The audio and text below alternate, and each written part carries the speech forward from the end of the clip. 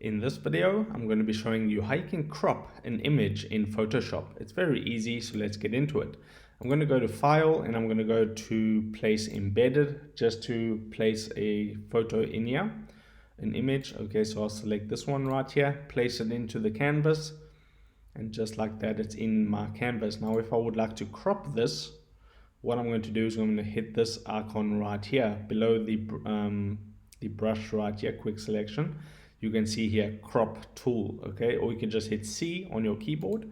So I'll select the crop tool, and then what you can do is you can just select what crop you would like. So I'll select 1:1 square, okay, and then I can just crop it like this. There we go.